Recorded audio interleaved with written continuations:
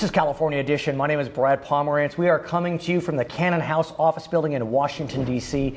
We are joined by Henry Waxman, member of the United States Congress. Sir, thank you so much for joining us. We appreciate it. Thank you very much. I want to speak with you about an issue that some may think is esoteric, but could impact many Californians and Americans, and that's the question of the sequester. Yes. A process whereby the federal deficit is decreasing, but at very rapid rates. What's your sense of the sequester? Well, people thought of the sequestration when they talked about the bishops in Rome choosing the new pope. Right. They brought them all together and locked the doors. Maybe that's what they should do for Congress. Oh, my. But the sequestration was an automatic meat axe cut in appropriated money for the military and defense as well as domestic programs. It doesn't affect Medicare and Medicaid. Did Medicare to some extent, but a lesser extent. But what's interesting is there was a sense that the sky was going to fall once sequestration hit, yet the markets don't seem to have reacted much on a day in and day out basis. Other than the air traffic controllers situation, it doesn't seem to have really impacted Americans. Is that of concern to you, given that it appears you would like to see the sequestration reversed?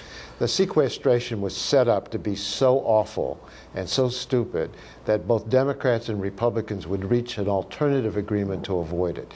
It's now in effect, and it is having an impact. We saw it with the air traffic controllers, but a lot of people are being told they have to go on furloughs, unpaid leave from their jobs. They have to pay their bills. Nobody's giving them a furlough from paying their obligations. And we're seeing that, and it's disruptive. A lot of the contractors, the military contractors in the South Bay area, in my district, are having a tough time trying to deal with this. And so it's a mindless idea to just say we're going to cut everything equally. There's some programs, if they're not worthwhile, we should eliminate them.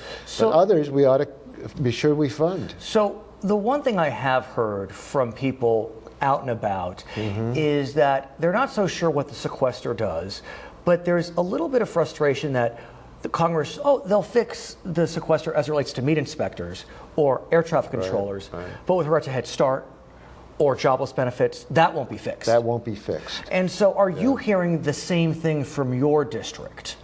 Your constituents expressing that concern, that why is it you're fixing things that impact the wealthy, but you're not fixing the issues that impact those that are of lesser means? Well, they impact the wealthy and the middle class as well.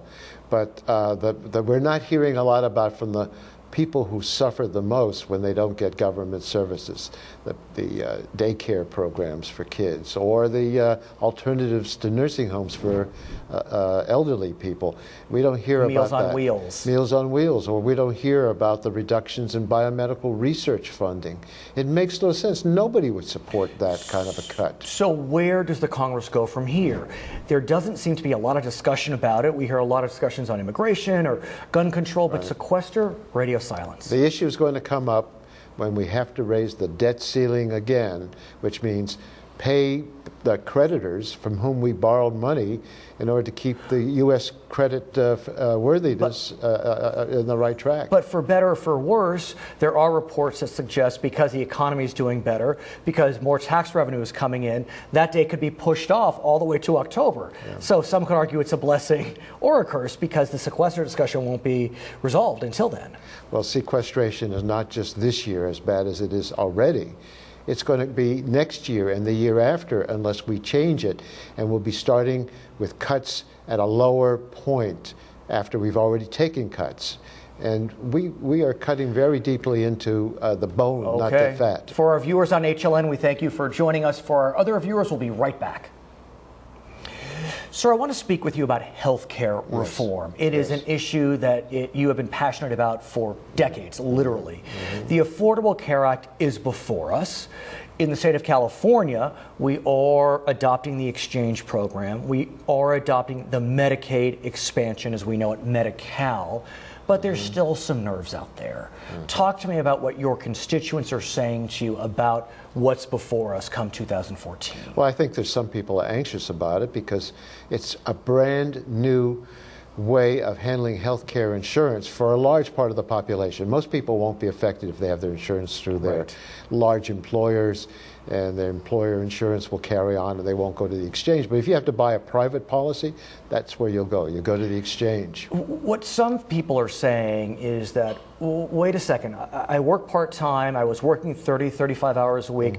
My employer's cutting me to below 30 so they don't have to give me insurance. I'm getting laid off so my employer doesn't have to give me insurance. How do we address those issues? Because there's no doubt businesses are also nervous. Yeah. Well, I think small businesses have a lot of concern what will happen to them. A lot of small businesses don't cover their employees. Right. In this law, we're going to give them tax credits to help them do it. A lot of employers have less than 50 employees. They're not affected by this law, but those employees will be able, I call it exchange, it's really a marketplace. Sure. They're going to have different competing private insurance plans offered to them. Each one has to have at least a certain basic benefit. They'll be able to choose. California will run it. They call it Covered California. That's right. And I think a lot of people, especially those who have been discriminated against by insurance companies because they have pre-existing medical conditions, will have a chance to buy and have insurance to cover them and their families. I mentioned that California is accepting the Medicaid expansion, Medi-Cal expansion. Part of the reason that California is willing to do that is there's 100% rebate or reimbursement from the feds. That goes down to 90% in a few years. That being said, Governor Brown of California has been very nervous that that reimbursement rate could drop, and he's looking to put in legislation that would reverse the acceptance of the expansion if it drops below 90%. What is the Congress doing to address the fears of even Democratic governors? Well, that's if anything. Well, the fears of governors is they're going to have to pay a large new expense for their Medi-Cal or Medicaid program in other states. And that's why we put in 100% funding for a number of years. It'll drop to 90%. It's still a good deal. If 90% of the cost of giving health care to low-income people in your state is going to be covered by the federal government when we get there in a number of years, and maybe we can even extend the 100% funding beyond. Do you see that happening, though? Going back to the 100% threshold? Well, I could see a lot of changes in healthcare once we get this whole system in place. It's not perfect. We're going to learn from our experience, and I could foresee the law being changed in a few years in a lot of different ways. But there are people who will go on the Medicaid program. It'll serve their needs, and the states should be happy to have those people covered. And for the most part, they're going to get a good deal from the federal government. 100% funding is the best deal you could possibly get. I want to shift gears a bit and speak about what we've seen in California recently, which is a lot of fires popping out in California. Yeah. We've seen tremendous dryness in our desert areas. Arguably, we're facing a drought. Our snowpack is lower than it's been in many, many years. What does that tell you about the future of our environment, at least specifically in California? Well, California and the rest of the world are going through what we call climate change. There are pollutants that cover the whole planet, and it heats up the planet. And we see destruction of the snowpacks, the acidification of the oceans, more droughts, more severe storms. It's happening with enormous frequency. At the same time, if we were speaking 5 years ago, I think it's fair to say that many of your colleagues, many Republicans, for example, were still quite skeptical about climate change. Do you feel as if that skepticism is on the wane?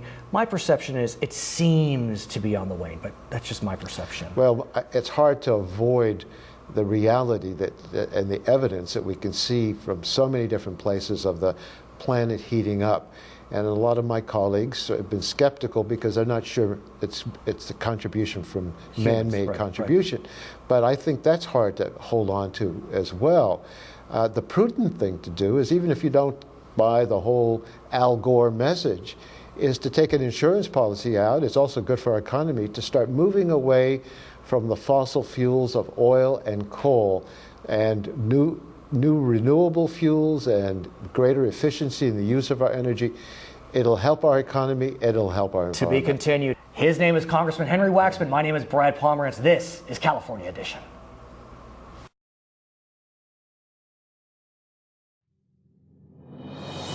In 2011, how many of the top 10 polluting nations experienced a decrease in CO2 emissions? 0, 1, 2, or 3? According to the National Climate Change Report, only the United States and Germany saw their CO2 emission levels drop in 2011. This is California Edition. I'm Brad Pomerance. We are coming to you from the nation's capital, Washington, D.C. We're inside the Cannon House office building, and joining us today is Jerry McNerney. He is a member of the U.S. Congress representing the Delta. And I want to speak with you about the Delta. I've recently spoken with the Secretary of Natural Resources for the state of California, John Laird. He's a big proponent of what's known as the Bay Area Delta Conservation Plan. I know that 3 members of Congress, yourself, Mr. Garamendi, and one other whose name escapes me, has some real serious concerns about the conservation plan. Talk to us about it. Well, actually, there's more than 3 that have a concern about it. Basically, there is the Bay is the most valuable estuary in the West Coast. In fact, the western United States, west of the Mississippi River, and it's a jewel. It has its own ecosystem, and it's a tremendous resource for the community. It's a tremendous resource for California and for the western part of the country. No doubt. And the question is, when we look at the Delta, so much of California relies on the Delta. If the Delta became unusable for whatever reason, earthquake, whatever it may be, Southern California would be dry. 25 million individuals would be without water. And so what Mr. Brown is saying, the governor, is he wants to create these tunnels under the Delta to create increased water flow regardless of natural disaster. Tell us your concerns. I want to hear them. Well, what the governor is proposing is 2 very large tunnels with a tremendous capacity to take water under the Delta to point south of the Delta. Now, if you look at the capacity that's being installed, it would be enough to divert the whole Sacramento River around the Delta. And the Sacramento River is the major water source for the Delta. So what would happen if that plan succeeds, and if those tunnels are used the way they're designed, is that the Delta would fill up with salt water from the ocean. A disaster. It would be an economic disaster for our communities. It would be an environmental disaster. Many species would go extinct. The fishing on the coast would be devastated. Farmers would be devastated. Would that happen as a result of a natural disaster where the seawater would come rushing into the Delta? Well, that's a good point. And what I'd like to say is that if they put the tunnels in, our fear is that they would ignore the risk to the Delta from the levee, the aging levees. And so understand. It's very important, no matter what happens, to take care of the levees, to strengthen the levees, to re-engineer the levees so that they are going to be there. Because if they break, we have potential of Stockton flooding, potential of Modesto flooding, potential of Sacramento flooding. It would be a disaster much larger than Hurricane Katrina. Now, what's interesting is a lot of Californians get confused between the Delta plan and the water bond, which is a completely separate issue going to the voters maybe in November 2014. That is supposed to address the issue of the levees. But again, we don't know if there's going to be a bill that gets out into an initiative that will be presented to the voters. So there's so much going on. Where do we go from here as a result? Well, I think the thing to think about is back initially when the Bay Delta Conservation Plan was begun, there were 2 competing and equal goals. One is reliability of water shipments, and the other is the health of the Delta. Now, if you look at those 2 requirements, by reliability you mean that as the same amount of water can be shipped no matter what conditions are occurring on the surface. In other words, is it a dry year or a wet year? Then if you're going to require the same amount of water under any conditions, then the health of the Delta cannot withstand that. Okay, let's continue this conversation. For our viewers on HLN, we thank you for joining us. For our other viewers, we'll be right back. Congressman, you talk about wet and dry years, and as you know, we are in a dry year right now. In California, the snowpack is lower than it's been since possibly the 19th century. It's amongst the driest era that we've seen in decades. The snowpack about 52% normal. Why is this happening, sir? What is your sense of why we're facing these droughts? Well, we have natural cycles of drought and wet years. the overarching concern is if climate change is contributing to or will continue to contribute to drier years, to more severe droughts. And if that's the case, then we have to think very carefully, because there's only a finite amount of water in California. There's a tremendous demand for that water. And if we work together, I think we can find ways to store water in wet years, so that when we have dry years, there's enough water to go around. I want to ask you about climate change. If we were speaking 5 years ago, I think I would be speaking with you about the tremendous skepticism behind climate change. Today, it seems as if that skepticism may have waned, even amongst those that were skeptics. Many members of Congress, often part of the Republican Party. Is my perception accurate? There is more acceptance in all areas of Congress now that global warming is a concern, that is something that we need to talk about and we need to deal with. I think on the Republican side, there's less urgency. The members feel less urgency to deal with that problem directly, perhaps, than on the Democratic side. So where do we go from here? Because in California, I think, look, we're on the left coast, and I think it's fair to say there is this sense that we need to do something immediately. We have our carbon trading system, which is often lampooned. But that being said, California can only do so much. You know, this is a national issue for those that are most concerned about global climate change. Well, if we move forward aggressively in California, what's going to happen is that we're going to develop the technology, we're going to develop the techniques that the rest of the country is going to have to adopt sooner or later, one way or another. And that means that we will have the expertise, we will have the engineering, we will have the manufacturing in California, creating those jobs here. So not only is it an emergency in terms of, is it urgent in terms of our need for the benefit of the Earth's environment, but also we can get ahead of this thing in California, be leaders, and create a lot of technology and a lot of jobs. Are you concerned that that time has passed? A lot of people feel as if we're done. I mean, we should have done something 10 years ago, 15 years ago. Or is there hope to avoid this impending, I don't want to sound, hyperbolic, but the impending doom, to avoid the impending doom? Well, if we take that defeatist attitude, we'll certainly be in trouble. And so I don't think that that's the best course. But developing technology is what California does best. Let's let our engineers, let's let our venture capitalists, let's let them loose on this thing. And let's talk about California and venture capital. #1 in the nation. Challenge becomes, do we have enough STEM engineers, STEM scientists, science, technology, education, math experts, engineering experts, I should say. That's caught up in an immigration reform discussion. Where do we go to try to build our STEM leaders of the future?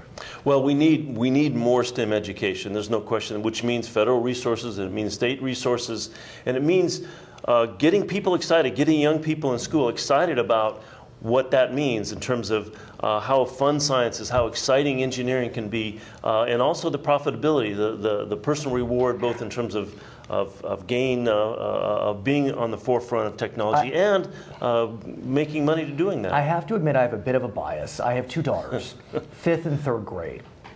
They like science, but I'm concerned that as they march forward, they won't be steered to science. There's something about STEM that can scare girls. Well, I know you'll disabuse me of that notion. Maybe there is, and I think there was when I was in school. But now, just last night, I went to a display by the National Science Foundation, and many of the top presenters were women. It was very impressive. Young women who have just graduated. So that sort of stigma, or what do you want to call it, is disappearing. Promise. And women are graduating at the same level as men from college. And I see in colleges, in engineering fields, probably a little bit less than in science. Isn't that right? That's right. I'm a mathematician. I remember that. That doesn't mean we can let our guard down. That means we still need to encourage young women to get into these fields. He is Jerry McNerney, a member of the US Congress representing the Delta. My name is Brad Pomerance. You've been watching California Edition.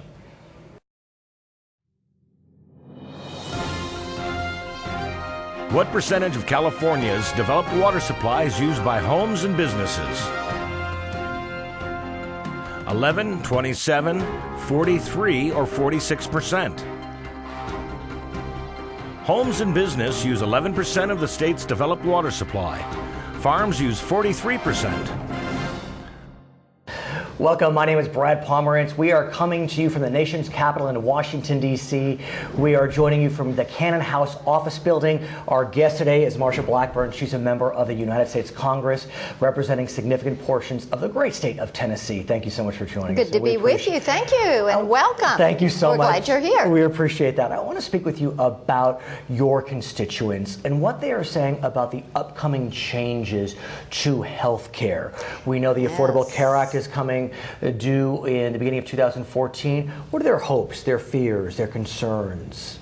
Well, when we're out doing our meetings, our town hall meetings, speaking to Rotary clubs and civic clubs, things of that nature, one of the things that probably they resent the most about the Obamacare is the overreach and the fact that supposedly insurance costs were going down. On average, insurance costs have gone up about $3,000 a family. They're looking at their annual insurance rates going up. You know, it's interesting that for your younger population, your 21 to 30-year-old, they're looking at 145% increases. So people are concerned about that. They're concerned about losing the ability to give health insurance benefits to their employees. They're looking at these new mandates. A manufacturing company in my area said, look, you know, we've got 55 employees. So what are we going to do? We're not going to hire when people retire, and then we're going to have 50. Going to get below 50, and then new hires will be below 30 hours. And let's talk about that, because I've heard that before, where we have small businesses or businesses that would like to at least give health care, be it over or under 50, and what they're thinking is, I'm going to cap my part-timers at 29 hours. Now, in some states, though, those individuals can turn to what we know as exchanges, run by their states. California, as an example, is adopting an exchange. What's happening in Tennessee? What has Tennessee decided to do? Well, Tennessee learned by being the test case for Hillary Care with a program called TennCare that there is no way to incentivize the use of health care and be able to lower the cost and manage those costs. And thank goodness we have a governor that came in and reformed our program, and unfortunately California kept going the way of expanding and doing bigger. Tennessee's been a little smarter than that. And what we are not going to have are the state-based exchanges, and you're not going to see a Medicaid expansion, because we learned through the TennCare experience that when you incentivize that use, when you think you're going to do all this upfront investment and then reap all these savings on the back end, it never happens. The TennCare budget quadrupled in size within a 5-year period of time. So will the federal government set up an exchange in Tennessee? 31 states have decided that they're not doing the exchanges, so therefore they will be federal exchanges. And this is all an issue that we'll have some oversight of there at Energy and Commerce Committee. Which is what you're on. I do also ask you about the Medicaid expansion. Sure. As we know, the U.S. Supreme Court said that the federal government could not require states to accept the expansion. And so some states are. They will be getting 100% of that expansion covered for 4 or 5 years, then it drops to 90%. 3 years, yes. Yeah, thank you. And Tennessee is not accepting that. What was the thinking? Because we do know some red states, if I can put that in quotes, they are in the end accepting the expansion because it's hard to deny that 100% coverage will come. I know. The federal government comes with that candy to get you hooked.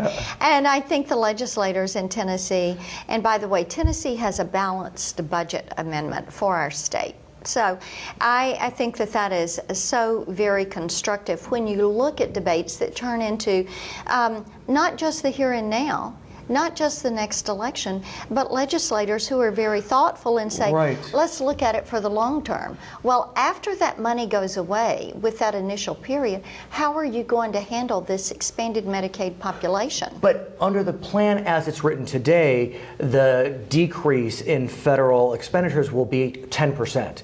So states will get 90% of that coverage. That is the estimation of what it is at this time. But bear in mind, there are a lot of figures that are way off in Obamacare, and you have to ask, where's the money going to come from? The program was to be an 8 $500 billion a year program, or $800 billion over 10 years.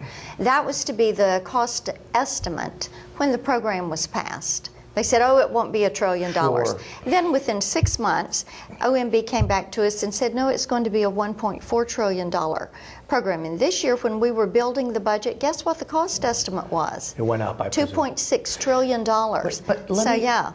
It's doing the same thing TennCare did. What do we do, what will Tennessee do with those individuals that are uninsured? They could have received Medicaid. As I said, we lived through the experience of TennCare, and we have a reformed program that is in place that is doing a better job of meeting the needs. And I have to tell you, it's amazing. It doesn't matter. There's never going to be a time where you can get everybody to have insurance. Look at the states that have guaranteed issue. Look at the states that have community rating. There's no one that's been able to get 100% of the population insured, for the hospitals to completely do away with their indigent care numbers. All of those still run about 10 to 14%. So. But you're confident that through TennCare, even though Tennessee will not accept the expansion? I am confident that our state legislators are going to find a way and continue finding ways to solve problems without the federal government mandates. I want to speak about the sequester as well. Sure. You have been out front on issues of budget, and I want to get a sense from you how you feel the sequester is moving forward. We know that when the sequester was about to kick off, there was these hue and cry, the sky's going to fall. Yeah, and it didn't. And it didn't, which is interesting because for those that are fearful of the sequester, the fact the sky didn't fall makes it hard to jumpstart the conversation. So what's your sense of the sequester? You know, it's so interesting out in our district. We hear from people who say, you know, isn't it amazing? The federal government is going to have to learn to do more with less. And they know that Washington does not have a spending problem, that they don't have a revenue problem. They have a spending problem, to the point that, you know how much that they are borrowing every day here in Washington? I know it's a high number. $3 billion a day, 40 cents of every dollar that is being spent. So people know that you can't continue to do that, and my constituents fully realize you can't continue to do that. You got to get it under control. Are you concerned that the fashion in which the sequester was put into place, that the cuts aren't so much targeted, but it's just 8% off everything, 13% off defense? Or do you think that's appropriate? A lot of it, I don't like the defense cuts, I will tell you that. But every year I have filed bills calling for 1%, 2%, and 5% across the board spending cuts, because it works. Our counties, our states, our governments, our many times companies do an across the board cut in order to bring a budget into balance. It requires everybody to be a good steward, to sit down with a pencil and paper and figure out where they're going to make their cuts. So they work.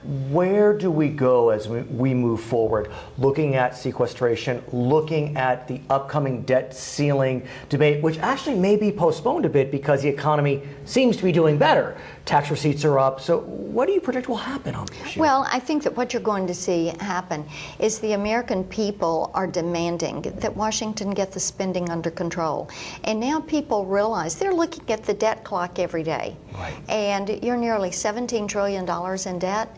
The estimate is you're going to hit $25 trillion in debt. You don't think we've turned around a bit on the debt issue? No, I don't, because you're still borrowing at a rate of $3 billion a day, and what should concern you is who owns that debt. So our constituents are focused on this. Well, you know, of our publicly traded debt, $1.2 trillion is owned by China, $1.1 trillion by Japan. I knew the answer. Number 3 on the list is OPEC, the cartel.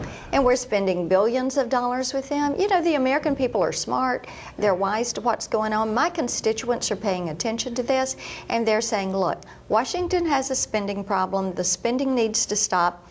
A lot of waste out there. We've cut our budget. Our company's cut the budget. Get with it. Her name is Marsha Blackburn. She's a member of the US Congress from Tennessee. My name is Brad Pomerance. Thank you for watching.